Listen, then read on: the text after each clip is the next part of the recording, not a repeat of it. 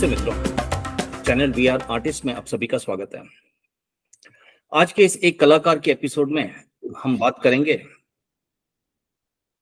Delhi based एक वरिष्ठ कलाकार, one of the eminent artist, जिनकी एक बहुत खूबसूरत बॉडी ऑफ वर्क है, जिन्होंने एब्स्ट्रैक्ट आर्ट मतलब अमूर्त कला में जिन्होंने अपनी एक पहचान बनाई है, उसमें आज उनसे बात करेंगे एंड जानना चाहेंगे कि वो उनकी सोच, उनकी थॉट प्रोसेस क्या है, उनकी कला के बारे में उनकी क्या अनुभूति है, अनुभव है, वो जानना चाहेंगे। Hemraj, a warm welcome. Thank you Vasant ji. मुझे बड़ी खुशी है कि आप मुझसे बात कर रहे हैं और एब्स्ट्रैक्ट आर्ट के बारे में। इसके लिए आपका बहुत बहुत धन्यवाद। It's always a pleasure Hemraj. हमने इससे पहले भी जब हमने फोन पे जब बात की थी, जब हम डिस्कशन करते थे, पहले भी किया थे हम लोगों ने उसमें, तो हमेशा मुझे वो एक इंटरेस्टिंग एस्पेक्ट रहा आपकी कलाकृति के बारे में। एंड तो आज तो ये आपकी एब्स्ट्रैक्ट आर्ट में जो आपकी मेन, अगर मैं देखता हूं तो वो कलर्स और उसकी फॉर्म्स की एक बहुत अच्छी प्ले है उसमें, एंड तरीके से आप कंपोज करते हैं उसमें। बट उससे पहले मैं जानना चाहूंगा, ये आपकी व्याख्या क्या है एक अमूर्त के बारे में? आप अमूर्त या अमूर्त कला के बारे में, एब्स्ट्रैक्ट आर्ट, आप जो चीजें प्रैक्टिस करते हैं, आपकी व्याख्या क्या है? हाँ देखो, मुझे भी इतना कुछ एब्स्ट्रैक्ट के बारे में जितना थोड़ा बहुत मालूम चला है उसके अनुसार ही मैं बोल सकता हूँ। इतना भी मुझे भी इतना पता नहीं है एब्स्ट्रैक्ट के बारे में, लेकिन जैसा मुझे लगता है, क्योंकि हमारे जो माइंड है इसके अंदर लगातार कुछ ना कुछ विचार चलते रहते हैं, लगातार कुछ ना कुछ थॉट्स कंटिन्यू चलते रहते हैं। कई बार ये अनकंट्रोल भी होते हैं, जिनको कंट्रोल कर पाना मुश्किल है। और जो भी हमारे विचार हैं वो चेंजेबल हैं। आज कुछ और सोचते हैं, कल कुछ और सोचते हैं, तो विचार बदलते हैं। आज कुछ और, जैसे फैशन चेंज होता है ऐसे विचार भी हमारे चेंज होते हैं। पहले आपने देखा होगा, पहले हमारे मतलब फादर बोलते थे घी खाओ, दूध पियो, और आज एकदम विचार चेंज हो चुका है कि नहीं, घी खाना खतरनाक है, दूध नहीं पीना है, एनिमल प्रोडक्ट बंद कर दो। विचार चेंज हो गया। तो जो विचार है ये चेंजेबल है। तो मुझे लगता है कि हम जो भी चीज बना रहे हैं, किसी भी विचार को अगर हम पेंट करते हैं तो वो चेंज होता है, और वो बाद में लगता है कि झूठ है। तो मैं ऐसी किसी चीज को पेंट नहीं करना चाहता जो चेंज हो जाए। मैं ऐसे को पेंट करना चाहता हूँ जो कि शाश्वत है, और शाश्वत है जो हमारे अंदर, जिसे हम अपने जन्म के साथ लेकर पैदा हुए हैं, जो हमारे अंदर है, जो हम हैं असल में, जो कभी चेंज नहीं होता, जो बिल्कुल रहता ही है हमेशा। मैं उसको पेंट करना चाहता हूँ, और उसी को मैं एब्स्ट्रैक्ट कहता हूँ, जो हमारे अंदर शाश्वत है, जो चेंज नहीं होता कभी भी।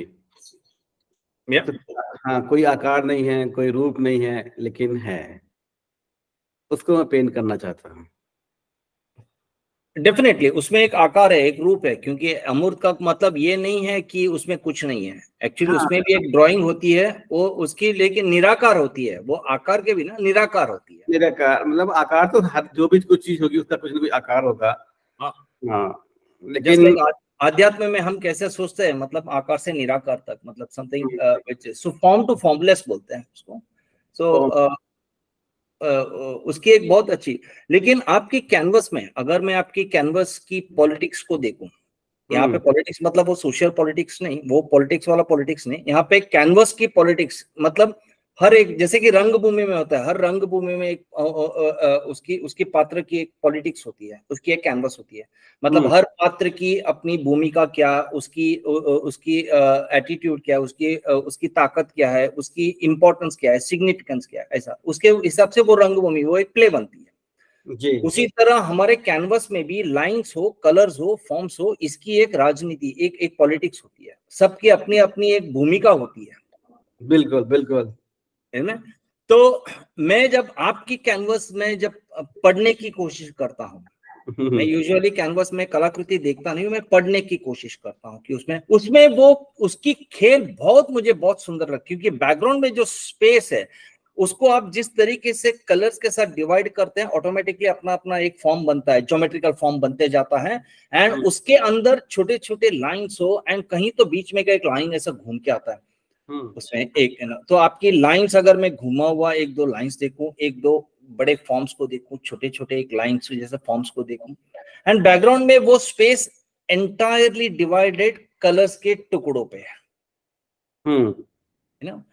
तो इसकी एक पॉलिटिक्स मुझे बहुत इंटरेस्टिंग लगती है। मैं आपके हर अलग अलग पेंटिंग्स को देखता हूं तो देखो यहाँ पे इसका पात्र बड़ा हो गया, यहाँ पे इसका पात्र छोटा हो गया, यहाँ पे इसका, लेकिन फिर भी ओवरऑल जब देखता हूं तो एक बहुत बड़ी डायलॉग होती है उसमें, एक बहुत बड़ा इम्पैक्ट होता है। तो मुझे आप इसके बारे में कुछ बताइए, क्योंकि मैं देखने वाला एक व्यूअर के हिसाब से मैं इतना उसको बारे में एंजॉय करता हूँ। तो आप एक कलाकार की तरह आप जब इसकी खेलते हैं इनके बाद लाइंस, फॉर्म्स, कलर्स के बारे में, तो आपकी कैसी होती है, क्या होती है? देखो, ये आपने एक बहुत डिफरेंट बात किया है। ऐसी बात मैंने पहले कभी नहीं सुनी कि कलर्स की और लाइन की, मतलब जितने भी हमारे एलिमेंट है इनकी एक पॉलिटिक्स है। ये बहुत ही नई बात आपने बताई है, है। पहले जब मैं कॉलेज में पेंटिंग सीखता था तो वहां पर इनकी राजनीति करानी पड़ती थी। मतलब लाइन को बैलेंस करना है, टेक्सचर को बैलेंस करना है, कलर को बैलेंस करना है, सबको बैलेंस करना होता था। एक वहां पर पॉलिटिक्स उनके बीच में डालनी होती थी। सबको अरेंज, भाई सब कुछ एकदम अरेंज, वेल अरेंज हो जाए, कॉम्पोजिशन बना रहे हैं। लेकिन धीरे धीरे धीरे धीरे सब कुछ बदल गया। सब कुछ सीखने के बाद जब सारा कुछ मैंने छोड़ दिया, ये सब कॉम्पोजिशन सेट करना, कलर कॉम्पोजिशन, ये सब ये सब जितने भी एलिमेंट हैं पेंटिंग्स के, सबको भूल गया। तो पेंटिंग्स का बनाने का तरीका बिल्कुल अब चेंज हो चुका है। मेरा जो प्रोसेस है वो ऐसा है, सिर्फ जब मैं कैनवस के ऊपर कोई रंग लगाता हूँ, सिर्फ एक ब्रश का स्ट्रोक्स, सिर्फ ब्रश के स्ट्रोक्स लगाने से ही अब आगे वो ही बोलता है कि अब क्या करना है, हमें इसके साथ क्या करना है। वो सारा का सारा वो पहला जो स्ट्रोक्स है वो ही डिसाइड करता है पूरी पेंटिंग्स को। और फिर पेंटिंग्स इतनी स्पॉन्टेनियस बनती है कि कई बार पेंटिंग खत्म होने के बाद मुझे खुद ही मालूम नहीं चलता कि ये पेंटिंग मैंने बनाई है। तो मेरा कुछ उसमें ऐसा कुछ होता नहीं कि ये कलर मैंने लगाया है, ये कलर, लाइन, टोन, टेक्सचर, ये सब मैंने बैलेंस किए हैं। कि बनने के बाद खुद मुझे भी नहीं लगता जैसे लोग पेंटिंग देखते हैं वैसे पेंटिंग मैं देखता हूँ। तो वहां पर पॉलिटिक्स क्या हुई क्या नहीं हुई मुझे नहीं मालूम लगता। तो मैं अपने आप को पेंटिंग में अपने आप को माध्यम मानता हूँ, एक मीडियम मानता हूँ कि मैं पेंटिंग नहीं कर रहा, एक सुप्रीम पावर है जो पेंटिंग मुझसे करा रही है। अब वो पेंटिंग बना रही है, मैंने सिर्फ अपने आप को मीडियम बनाया है। और रियाज कर करके पूरा जो प्रैक्टिस है मेरी, उसमें मैंने अपने आप को सिर्फ पात्र बनाया है कि मैं एक बहुत अच्छा पात्र बन जाऊं, ताकि वो ऊपर वाला जो है मुझे उठाए और मुझसे पेंटिंग कराए। मैंने सिर्फ अपने आप को अच्छा पात्र बनाया है, फिर सारी पेंटिंग्स वो क्रिएट करता है। मुझे पता ही नहीं लगता है मैंने पेंटिंग्स की है, ये बिल्कुल मैं भी अननोन हूँ उसके लिए, वो मेरे लिए अननोन है एकदम। तो जो कलर की पॉलिटिक्स है वो सब कुछ चलता है, उसमें भी होती है। जब मैं शांत होकर बैठ के पेंटिंग को देखता हूँ तो कई बार जब हमारा दिमाग काम करता है, बैठ के देखते हूँ, तो कई बार लगता है कि यार ये पेंटिंग्स में ना मैं ये कर दूं, ये कलर को थोड़ा छेड़ दूं, थोड़ा सा बैलेंस कर दूं। लेकिन जब मैंने कई बार करके देखा, जब पेंटिंग छोड़ने के बाद खत्म हो गई है पेंटिंग, जब बैठ के हम देखते हैं कि कुछ इस पेंटिंग में ना कुछ गड़बड़ लग रही है, कुछ कॉम्पोजिशन में, कुछ कलर्स में, तो थोड़ा सा चेंज करता हूँ। तो मेरी पेंटिंग ना एक सिटिंग की होती है, एक ही बार में पूरी पेंटिंग खत्म करनी है, वरना फिर पेंटिंग्स मेरी चेंज हो जाती है। तो जब मैं पेंटिंग बनाने के बाद बैठता हूँ तो मुझे लगता है इसमें कुछ चेंज किया जाए।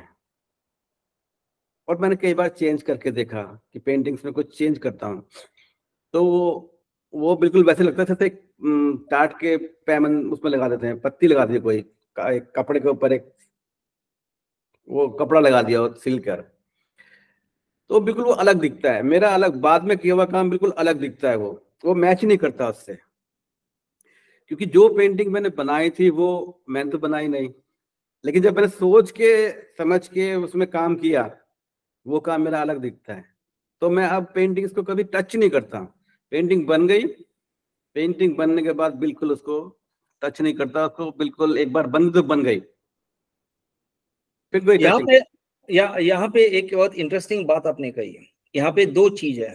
पहली बात यह है कि आप काफी सारे एक्सीडेंटल फॉर्म्स निकलते हैं, मतलब एक बार स्ट्रोक लग गया उसमें, जो बनी बनी, हमको पता नहीं है। लेकिन एक मंजे हुए कलाकार की एक क्या पहचान ये होती है कि वो एक्सीडेंटल स्ट्रोक को या एक्सीडेंटल फॉर्म्स या जो इसकी इफेक्ट पड़ती है उसको कितना रखे, कितना मिटा दे उसको। वो वहां पे आती है कि हम सोच सोच के कुछ करते हैं, फिर बाद में कि नहीं इसको यहाँ पे रखते, इसको यहाँ पे, वहां पे, या कुछ चीज दिल से होती है, बाद में कुछ चीज दिमाग से होती है, एंड दोनों बनने के बाद फिर बाद में हो जाती है उसमें। लेकिन ये दोनों है ना, ये मुझे थोड़ा विरोधाभास लगता है, मतलब दिल का चीज और दिमाग का चीज एक बहुत, लेकिन इसकी कॉम्बिनेशन, मतलब कितना दिल का एलिमेंट सुने और कितना दिमाग का सुने, इसका एक तालमेल, एक तारतम्य बहुत मालूम होना जरूरी है। अगर पता नहीं चलेगा तो फिर वो कलाकृति गिर जाती है। तो वो आपकी कलाकृति में मुझे बहुत इंटरेस्टिंग लगता है उसमें, कि मुझे वो समझ में आया कि यहाँ तक दिल की बात आई है, फिर यहाँ पे थोड़े दिमाग आया, फिर बाद में और दिल चली, फिर दिमाग आया इसमें। आप उसको कैसा करते हैं? How do you play with that? नहीं, दिमाग जो है मैंने पहले काफी लगा लिया, दिमाग सब कुछ खेल कर दिया जितना। जैसे एक एथलीट है, शुरू में जब वो सीखता है तो कैसे बैठना है, कैसे स्टार्ट करना है, वो पूरा कुछ सीखता है और फिर पहले शुरू में ध्यान रखता है। लेकिन जब वो सीखने के बाद प्रैक्टिस से काफी आती है, फिर तो वो भागता है बस। फिर वो सोचता नहीं कैसे बैठना है, कैसे स्टार्ट लेना है, ये सब कुछ नहीं सोचता, फिर सिर्फ वो भागता है। तो ये सब मैंने पहले करके छोड़ दिया। अब मैं दिमाग का बिल्कुल इस्तेमाल करता ही नहीं, और अगर मैं दिमाग का इस्तेमाल करता हूँ तो फिर मुझसे पेंटिंग होती नहीं। पहले मैं इतना एक्सपर्ट हो गया था इस जो गणित है पेंटिंग का, बहुत ज्यादा एक्सपर्ट। जरा से भी अगर उसके अंदर जरा से भी कुछ गलती है पेंटिंग के अंदर, मुझे मालूम चलता। उससे मैं खुद इतना परेशान हो गया था, बहुत ज्यादा परेशान, कि यार ये तो छोड़ ही नहीं रहा मेरा पीछा। इसका जो गणित है ना पेंटिंग का, जो बैलेंस, ये सब, ये छोड़ नहीं रहा था मुझे। तो फिर कई बार तो मुझे आंखों पर पट्टी बांध कर कलर लगाना पड़ा, कि सब कुछ भूल जाऊं, मेरे को पता ही ना लगे क्या हो रहा है कैनवस पर। मतलब आपकी फोकस उसकी केमिस्ट्री पे, उसके रसायन पे गई, उसकी कैलकुलेशन, मैथमेटिक्स पे नहीं गई, गिनती पे नहीं गई। हाँ, मैथमेटिक्स नहीं आनी चाहिए मेरे पे। मैं मतलब मैंने इतनी प्रैक्टिस करके उसको साधा प्रैक्टिस, उसको जो मैथमेटिक्स है, और वो मैथमेटिक्स ही मेरे लिए जंजाल बन गया। सही बात। हाँ, अब पेंटिंग तो बिल्कुल सही लगे कि बिल्कुल परफेक्ट है, लेकिन जो आर्ट वाली बात थी वो उनमें नहीं आ रही थी। मैं बोला यार ये क्या हुआ, पेंटिंग तो बिल्कुल ठीक है, बढ़िया लग रही है, सब कुछ बढ़िया है, सबको अच्छी भी लग रही है, लेकिन जो आर्ट का जो एलिमेंट है ना, जो होना चाहिए वो तो इसमें है नहीं, जो बात होनी चाहिए थी वो नहीं है। तो फिर मैंने आंखों पर पट्टी बांध के काम करना शुरू किया, कि अंधा होके बिल्कुल पेंटिंग रंग लगा जाए अंधाधुंध। उससे मुझे कुछ फायदा हुआ काफी। फिर बाद में फिर मैंने उसी को लिया, और अब मेरे को आंखों पर पट्टी बांधने की जरूरत नहीं हो गई पड़ी। अब मैं खोल के भी पेंटिंग करता हूँ, और सब कुछ अब अपना बैलेंस होता है अपने आप। मुझे कुछ उसमें करना नहीं पड़ता। मेरे लिए पेंटिंग करना इतनी आसान है जैसे लोगों के लिए पानी पीना। सही बात। हाँ, अब मेरे लिए वो सच चुका है। अब मुझे पेंटिंग बनानी नहीं पड़ती, पेंटिंग खुद अपना आप बनती है। अब मुझे गणित के बारे में बिल्कुल सोचने की जरूरत नहीं पड़ती कि क्या रंग लगाऊं, कैसे रंग लगाऊं, कुछ भी है, सब अपना आप कंपोज होता है। एक बहुत इंटरेस्टिंग आपकी कलाकृति में अगर मैं देखूं, उसमें सबसे पहली एक बहुत बड़ा हीरो का किरदार अगर कोई निभाता है, दैट इज कलर्स। और वो बहुत प्रोमिनेंट है। लेकिन आपकी कलर पैलेट को अगर मैं देखूं, वो काफी सारे वार्म कलर्स नहीं तो अर्दन कलर्स के पैलेट है। बहुत कम मैंने ऐसा देखा है जहाँ पे इट इज लाइक वो एक ब्लू, लाइट ब्लू, ग्रे, वो टोन के या कूल कलर्स के, वो बहुत कम देखे। सारे warm colours majority, maximum. And कुछ कुछ कलर्स तो ऐसे है कि जैसे कि मेजेंटा वेजेंटा आपने ले लिया, वो मेजेंटा, मैं हमेशा बोलता हूँ कि ये मेजेंटा, लेमन येलो, ये सब ब्लैक, ये पूरा कैनवस भरने के लिए बहुत हिम्मत चाहिए, या मतलब वो एक मंजा हुआ कलाकार जिसके साथ उसको जजमेंट सही तरीके से वही इस्तेमाल कर सकता है। वरना ये बड़े जंगली किस्म के रंग है, ये 3-4 कलर, ये magenta, lemon yellow, black, sensitive colours हैं। हाँ, सेंसिटिव से भी ज्यादा बड़े, मतलब बहुत क्या बोलते हैं वो, मिस्चीवस कलर्स है। अगर काबू में ना आए तो वो पेंटिंग, फॉर एग्जांपल एक घोड़े की तरह, जब काबू में आता है आप उसके ऊपर दौड़े तो बड़ा राजा लगोगे, नहीं तो वो पटका देगा नीचे। तो ये कलर्स, ये मेजेंटा, लेमन येलो, ये सब ऐसे रंग है कि कलाकार को उसकी जजमेंट आनी चाहिए, वरना वो पेंटिंग को इतना डिस्टर्ब कर देगा, व्यूअर को देख नहीं पाएगा उसको। तो ऐसे भी कलर्स आपके कैनवस से अपने बहुत रंगे हुए ऐसे दिखते हैं। ऐसा तो आपके अर्दन कलर्स या वार्म कलर्स की चॉइस की तरफ आपकी होती है, या आप जानबूझ के उसके ऊपर, या वो आपकी, या कूल कलर्स हो, या इसके ऊपर आप ज्यादा ये नहीं है, मैंने देखा नहीं है। तो कोई खास वजह उसके लिए? देखो, कलर्स तो मैं सभी तरह के लगाता हूँ, और एक कलर में कंट्रास्ट कलर सब एक ही पेंटिंग में भी लगा लेता हूँ। मेरा पहले मेरा कुछ ना कलर फेवरेट कलर थे, रेड वगैरह, रेड में काफी इस्तेमाल करता था, ब्लू मेरा बहुत फेवरेट कलर था। लेकिन और एक बार जब मैं कॉलेज में पढ़ा था तो मेरा एक फेवरेट कलर था येलो। मैंने येलो कलर में बहुत पेंटिंग बनाई। तो मैं कॉलेज में पढ़ रहा था तो प्रिंसिपल साहब ने मुझे बुला लिया, मिस्टर ओपी शर्मा मेरे प्रोफेसर थे, तो प्रिंसिपल थे, तो उन्होंने मुझे बुला के कहा, इमरान जितने भी आपके पास येलो ट्यूब हैं सब मेरे पास रख जाओ, येलो इस्तेमाल नहीं करोगे। उन्होंने मुझसे सारी ट्यूब को मंगा ली। अब मैं समझ में नहीं आ रहा यार येलो कलर में क्या दिक्कत है, मैं येलो कलर से पेंटिंग करता हूँ तो क्या प्रॉब्लम है। मतलब वो बात है, अब बहुत बात समझ में आई क्यों उन्होंने मंगा लिया। क्योंकि अगर हम एक कलर को, हम कोई भी चॉइस हमारी है, एक कलर को हम फेवरेट मानते हैं, ये मेरा फेवरेट कलर है, तो बाकी कलर का हम वैसे इस्तेमाल नहीं कर पाते जैसे जो हमारा फेवरेट कलर है। अगर आप ब्लू कलर की शर्ट ज्यादा पहनते हो, को पसंद है, तो इसका मतलब ये है कि आपको रेड उतना पसंद नहीं है। है ना, आपने रेड के बारे में बात नहीं की, लेकिन ये तो डिसाइड हो गया कि भाई आपको रेड नहीं पसंद, आपको ब्लू पसंद है। तो मैं चाहता नहीं था कि भाई मेरे लिए कोई ऐसा लगे कि यार ये तो लिमिटेड हो गया। मैं लिमिट में काम नहीं करना चाहता था कि लिमिट में करूं, मेरे को ये कलर हैं या छूट गया सब। अब मेरे सब कलर फेवरेट हैं, मैं हर कलर को वैसे इस्तेमाल करता हूँ, चाहे रेड हो चाहे ब्लू हो, दोनों मेरे लिए बिल्कुल इक्वल मायने रखते हैं इस्तेमाल करने में। मतलब उनमें जरा सा भी मैं भेदभाव नहीं करता, उनको बराबर तरीके से इस्तेमाल करता हूँ। तो इसी वजह से मेरी पेंटिंग में सब चीजें एकदम, कलर जो एकदम बैलेंस चलते हैं। और कलर की भी एक टोन सबसे जरूरी है, कलर आप कुछ भी इस्तेमाल कर सकते हैं, मेन होती है उसकी टोन। हर कलर की एक टोन होती है।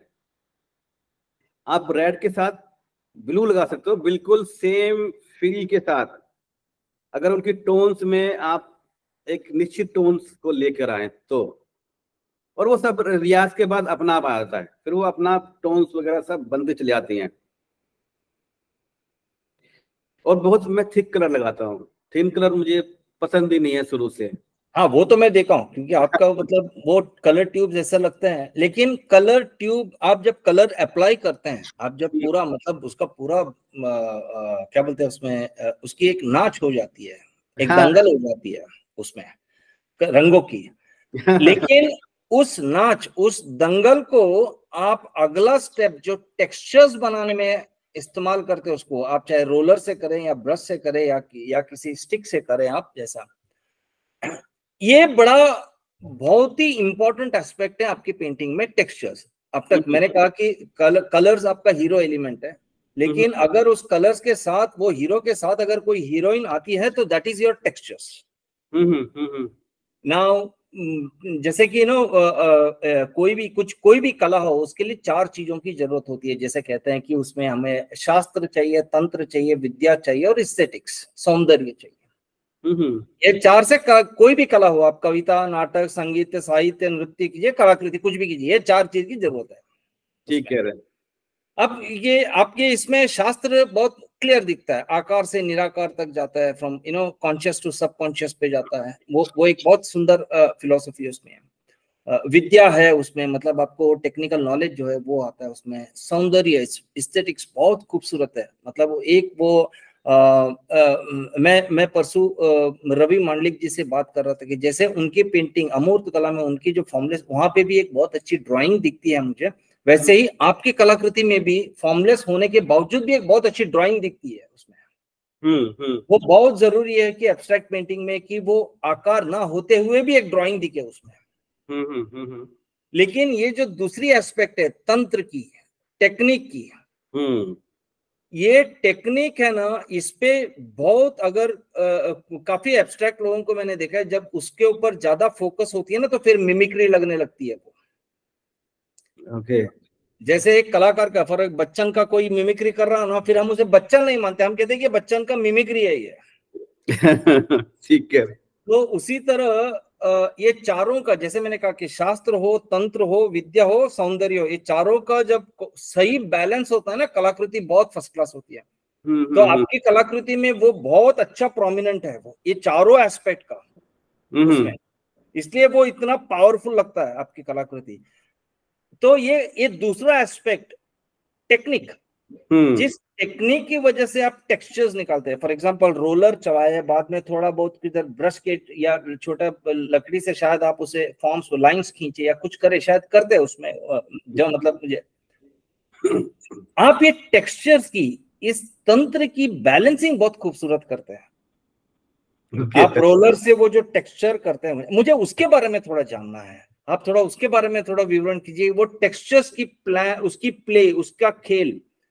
क्योंकि एक और 2 जगह पे मैंने देखा, जब आप रोलर घुमाते हैं तो उसकी जो फॉर्म्स या टेक्सचर निकलती है, कुछ जगह पे बड़े, कुछ जगह पे मीडियम, कुछ जगह पे छोटे हो जाते हैं। वो बहुत उसकी बहुत खेल होती है उसमें। तो मुझे थोड़ा ये तंत्र, ये टेक्सचर्स के बारे में थोड़ा विवरण कीजिए। वो आपकी कैनवस की हीरोइन है वो। देखो, बता तो मैं दूंगा ही, लेकिन ये सिर्फ टेक्निकल बातें हैं। टेक्निकल बातें मतलब मैं सोच के इस्तेमाल नहीं करता, लेकिन मैंने इनकी प्रैक्टिस की है तो मैं बता सकता हूँ। और ये आर्ट में काम नहीं आएंगी, किसी की दूसरे के किसी के काम नहीं आते, क्योंकि मेरी चीजें हैं।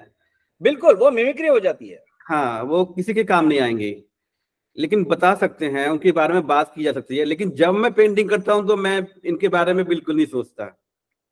वो एक्सीडेंटल फॉर्म्स निकल जाते हैं वो। हाँ, मैंने कोशिश नहीं करता कि मैं ऐसे करके टेक्सचर लगाऊं या वैसे लगाऊं, लेकिन मैंने इनके बारे में प्रैक्टिस की है तो मुझे पता तो सब है। अब देखो, जब टेक्सचर की बात हम लेते हैं, टेक्सचर एक बहुत जरूरी एलिमेंट है पेंटिंग का। टेक्सचर, अगर मतलब कोई भी कलर आपने लगा दिया कैनवस के ऊपर एक, तो उस कैनवस को, उस कलर्स को कम उसकी टोन से भी हम ऊपर नीचे कर सकते हैं। कोई डार्क, थोड़ा सा डार्क लाइट करके हम टोन्स को ऊपर नीचे कर सकते हैं, आगे पीछे कर सकते हैं। और दूसरा तरीका, उसको हम टेक्सचर से भी उसके अंदर टोन दी जा सकती हैं। ये क्रिएट किया हुआ है, सिर्फ टोन से ही उसको आगे पीछे नहीं कर सकते हम कलर्स को, टेक्सचर के द्वारा भी उसको आगे पीछे, उसकी वैल्यू जो है, वो उसकी जो डेंसिटी है, वो कम ज्यादा हम कर सकते हैं। और मेरी पेंटिंग्स में टेक्सचर में भी एक ही तरह का टेक्सचर नहीं होता है। सेम टेक्सचर, सेम रोलर, उसमें मोटा, पतला और बहुत थिन, लेकिन वो पूरे कैनवस पर बैलेंस तरीके से लगाना होता है कि कहीं पर ज्यादा ना हो जाए, कम ना हो जाए। कहीं पर मोटा कैनवस टेक्सचर होगा, वो कहीं एक फोम बनी होगी, उसको बैलेंस कर रहा होगा। सही बात, सही बात। हाँ, वो कोने में कोई फोम बनी है, उसके चक्कर में जहां पर मोटा कैनवस लगा है, मोटा कलर लगा हुआ है टेक्सचर के साथ में, अब उस किसी को समझ में नहीं आएगा यार ये मोटा टेक्सचर यहाँ क्या कर रहा है, इसका मतलब क्या है, लेकिन कहीं पर एक फॉर्म बनी हुई है वो उसका साथ दे रहा होता है। इसकी वही मैं बोलता ना, the politics of your canvas, जो हाँ, फॉर्म्स की एक एक भूमिका खेलते हैं ना, वो गिव एंड टेक बहुत अच्छा रहता है, उसका मजा आता है देखो।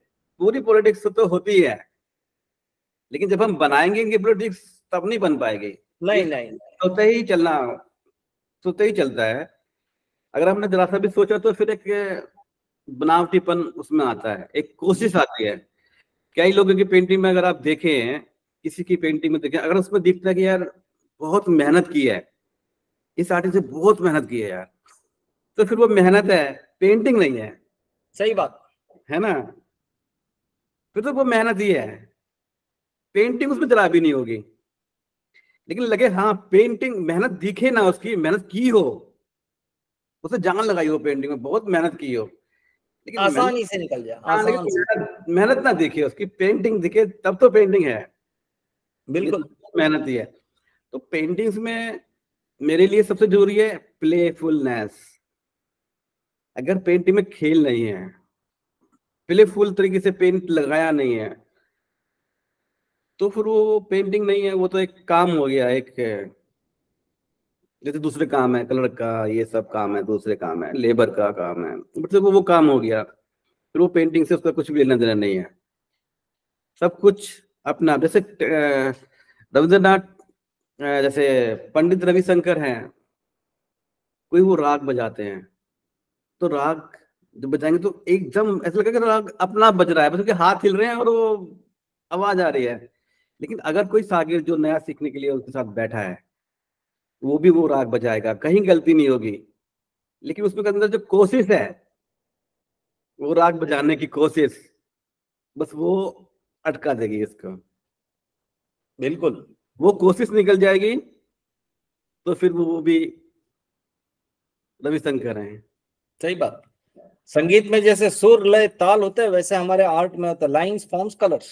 सब कुछ वही है। इसका जो तीन संयोजन उसका ठीक रहा तो संगीत बना, नहीं तो पूरा आवाज बनी फिर, नहीं तो आवाज। फिर वो आवाज है, तो हर पेंटिंग, हाँ, आर्ट नहीं होती।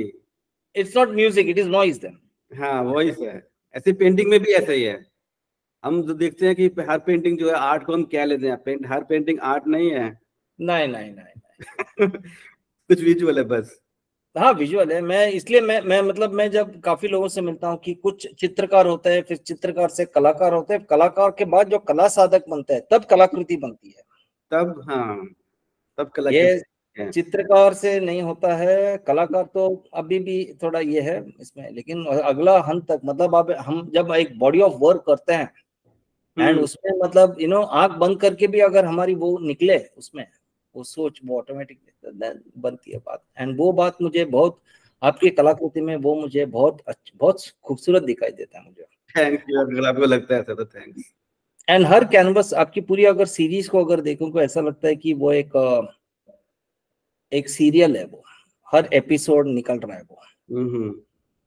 है ना। अच्छा। हाँ but end of the day मतलब हर एक एपिसोड की भी अपनी कहानी होती है, एंड जब पूरा सीरियल देखते हैं तो उसकी भी एक बहुत बड़ी कहानी होती है। बिल्कुल बिल्कुल।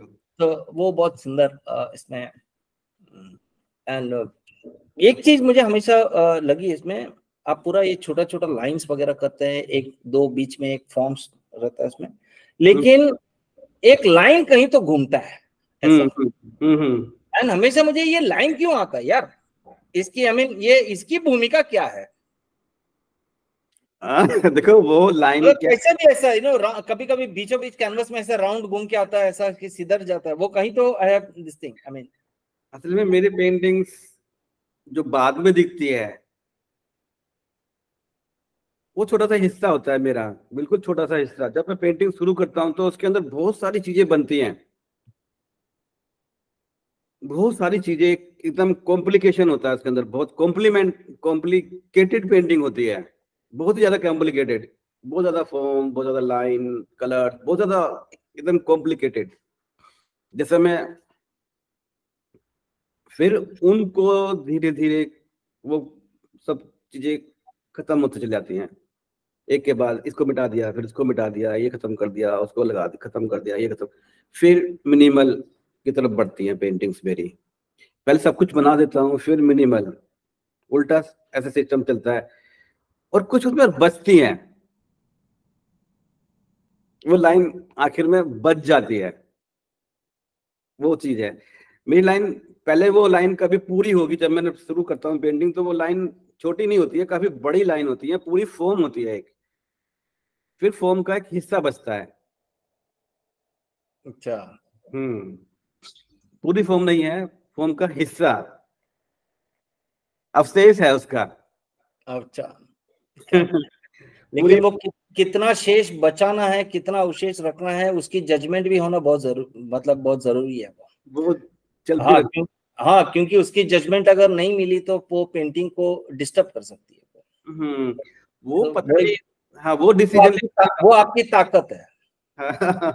वो डिसीजन लेना, मतलब जैसे एरोप्लेन में जो फाइटर प्लेन उड़ाते ना, एक सेकंड में डिसीजन लेना है, वो वहीं पे, मतलब दिमाग तो ले ही नहीं सकता वो डिसीजन, इतनी तेज डिसीजन लेना होता है, वो दिमाग नहीं ले सकता, वो कहाँ से आता है डिसीजन मुझे नहीं पता, सही बात, सही किसको बात। मिटाना है। और रोलर जो है ना बहुत तेज चलता है, इतनी जल्दी मिटा देता है चीजों को, इतनी जल्दी बना देता है, पता ही नहीं लगता उसका। वो इतनी बिल्कुल। जल्दी डिसीजन लेना होता है, वो डिसीजन कहाँ से आता है मुझे नहीं पता, अपना आप वो डिसीजन आता है एकदम, ये मिटा दो, कितना मिटाना, वो डिसीजन अपना आप आता है। हेमराज जी, एक सवाल मैं यूजुअली मैं काफी सारे स्पेशली एब्स्ट्रैक्ट पेंटर से या ऐसे मैं जानने की कोशिश करता हूँ ऐसा। एक यूजुअली एक ट्रेंड ऐसा बनता है कि एक बार किसी एब्स्ट्रैक्ट पेंटिंग की मार्केट बैठ जाती है, फिर वो उसी की तरफ फैक्ट्री प्रोडक्शन शुरू हो जाती है। वो 10 साल 20 साल 25 साल वो आर्टिस्ट बढ़ता है, लेकिन उसकी कलाकृति में कोई डिफरेंस नहीं आता है। क्यों? उसी में आगे पीछे खेलता रहता है उसमें। मेरी हमेशा एक क्वेश्चन रहती है कि क्या 20 25 साल में इंसान कितना बदल जाता है, तो क्या कलाकार नहीं बदलता है? बदलेगा, वो उसकी सोच बदलेगी, उसकी अनुभव उसकी उसकी एटीट्यूड सब बदलेगी, उसकी वो बहुत उसकी मैच्योरिटी लेवल बढ़ती है, उसकी उसकी एक्सपोजर बढ़ती है। तो इस बदलाव की वजह से उसकी कलाकृति में भी वो बदलाव आनी चाहिए, उसमें। ओके। कुछ लोग उसमें हिम्मत कर पाते, कुछ लोग नहीं कर पाते, क्योंकि उनको डर है कि उनका मार्केट गिर जाता है ऐसा। तो आपके इसमें आप इतने साल से वो एक कॉम्पोजिशन, एक बॉडी ऑफ वर्क करते आए, कभी आपको ऐसा लगा कि नहीं यार अभी इसको तोड़ के मुझे जाना चाहिए, या अगर आप तोड़ के जाना चाहिए तो कैसा, कब, I mean what's your plan, उसके बारे में कभी सोचा है? हाँ देखो, एक बार ना क्या हुआ, मैं अपने टीचर से बात कर रहा था, मिस्टर जय जरोटिया से, तो उनके पास एक छोटा सा टुकड़ा पड़ा हुआ था, मीरो की पेंटिंग थी उसके अंदर।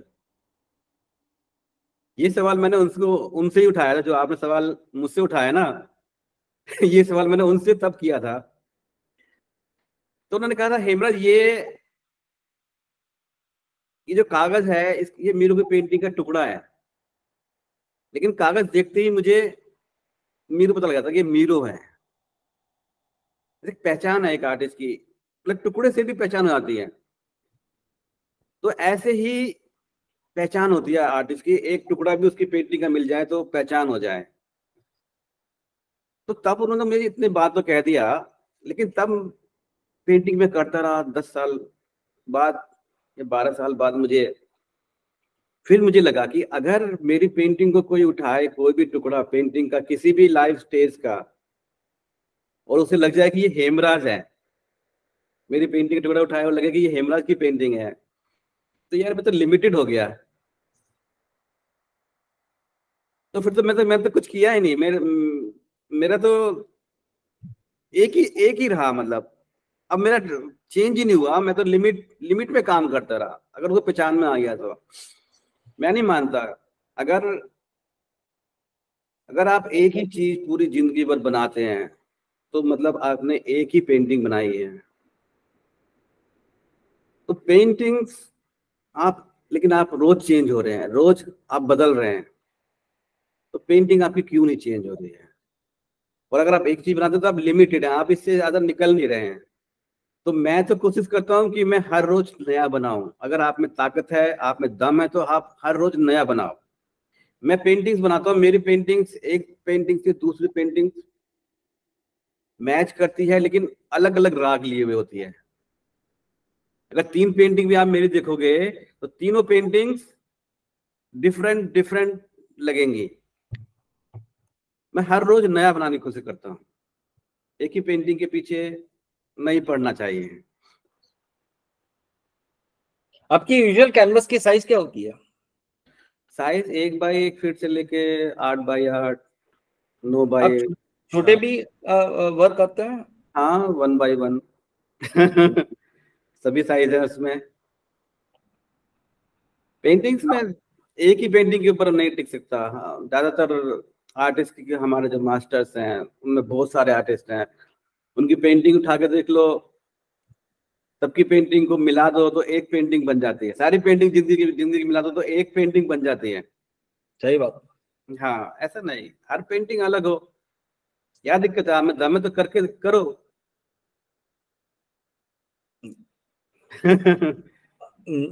अभी कोई स्पेसिफिक अगला कोई ऐसा बॉडी ऑफ वर्क या कोई थीम पे आप काम करना चाहें कि ये यार एक रह गया, मुझे एक सब्जेक्ट पे मुझे और थोड़ी उसकी और खोज करके और काम करना, ऐसे कोई थीम या सब्जेक्ट या ऐसे कुछ कोई कोई स्पेसिफिक बॉडी ऑफ वर्क पे काम करना है आपको अभी?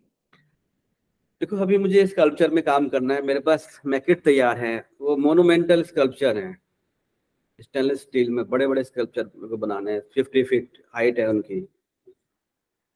तो मेरे को कोई स्पॉन्सर मिले तो मैं उनको डेवलप करता हूँ, बन जाएंगे। और उसके अलावा अब मुझे जो कैनवस का सर्विस है वो काफी नहीं लग रहा। मैं वुड में भी काम कर रहा हूँ, मेरा जो नेक्स्ट सीरीज है वो शुरू हो चुकी है वुड पर। वुड पे बनाया जाए काम, और उसमें कुछ लगाया जाए, कुछ निकाला जाए, मतलब वुड सरफेस का भी इस्तेमाल किया जाए। सरफेस अब हमारी डेड है, सरफेस कुछ बोल नहीं रही, कुछ बात ही नहीं करती। सरफेस कैनवस है, कैनवस के ऊपर बना लो। लेकिन सरफेस का इस्तेमाल भी आर्ट में किया जाए, अब मुझे लग रहा है। तो मैं ये काम आगे शुरू हो चुका है मेरा, वो काम मैं कर रहा हूँ। Excellent, excellent. कैनवस सिर्फ आर्ट नहीं है, कैनवस की सरफेस है ना वो बिल्कुल बेजान है, उसमें कुछ कर नहीं सकते। कोई टेक्सचर बना लो ये हाँ, वो कुछ ज्यादा कुछ है नहीं करने के लिए। आप लेकिन तो दिल्ली में रहते हैं, वहाँ के मतलब दिल्ली तो is a huge art centre. मतलब उसकी मार्केट हो या कलाकार की सर्कल हो, यहाँ पे बड़े मंजे मंजे लोग रहते हैं। इसमें आर्ट आर्ट की सिनेरियो बहुत पावरफुल है दिल्ली में। तो अभी की कंटेम्प्रेरी सिनेरियो कैसी लगती है आपको? How do you find it? Interesting, not interesting, अच्छा है, कुछ गड़बड़ है, कैसा लगता है आपको? देखो, आपकी जो कंटेम्प्रेरी सिचुएशन है, पूरे इंडिया की बात करता हूँ, दिल्ली तो है ही। अब मुझे मजा आ रहा है, अब बहुत मजा आ रहा है, क्योंकि अब चीजें ना बिल्कुल नई हो गई हैं। जो बातें हम पहले सुनते थे आर्ट के बारे में वो नहीं है, अब बहुत चेंज हो चुकी हैं बातें। अब पेंटिंग करने का जो तरीका है, जो उसकी सोच है, वो बदल रही है, और रोज बदलती है। ऐसा ना कि रोज चेंज हो रही है। किसी काम देखो, अरे भाई वाह, ये तो बिल्कुल डिफरेंट, मतलब मजा आ रहा है। एक बहुत सारी पॉसिबिलिटीज और खुली हैं। एक्सेलेंट, सही बात। हाँ, बहुत पॉसिबिलिटीज खुली हैं, सिर्फ कैनवास ये सब चल रहा है। और जो पुरानी चीजें थी, इंस्टॉलेशन, ये सब मिक्स मीडिया, ये सब अब लग रहा है हो गया। लेकिन अब बहुत कुछ नया नया होने लग गया। आपके आज शो की इनॉग्रेशन है आज शाम को? आज शाम को इनॉग्रेशन है 5 बजे। कितने कलाकृति है, कितने पेंटिंग्स है? उसमें 25 पेंटिंग्स लग रही हैं, छोटी बड़ी सभी मिलाकर। एक्सेलेंट। हाँ, बहुत बहुत शुभकामनाएं आपकी। मे सक्सेस बी योर्स, आपकी एग्जीबिशन बहुत सक्सेसफुल हो। हम थैंक यू, सब थैंक यू, थैंक यू, बहुत बहुत धन्यवाद आपका। एंड आज के आपके इस बिजी स्केड्यूल में भी आपने थोड़ा टाइम निकाला एंड हम डिस्कशन किया। So thank you very much, thank you very much Hemraj ji इसमें। Thank you. मैं फिर से इस आपको इनवाइट करूंगा एब्स्ट्रैक्ट की अलग अलग टॉपिक पे जब डिस्कशन होगी, मैं फिर से आपको इनवाइट करूंगा, हम फिर से चर्चा करेंगे। जरूर।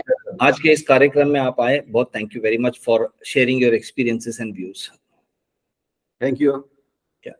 सो मित्रों, friends, this was Hemraj from Delhi. आज उनकी एग्जीबिशन शुरू हो रही है, इनॉग्रेशन हो रही है दिल्ली के बीकानेर हाउस में। आप डेफिनेटली जाएं, एंजॉय करें उस एग्जीबिशन को, and do let us know your experience, what do you think about this discussion.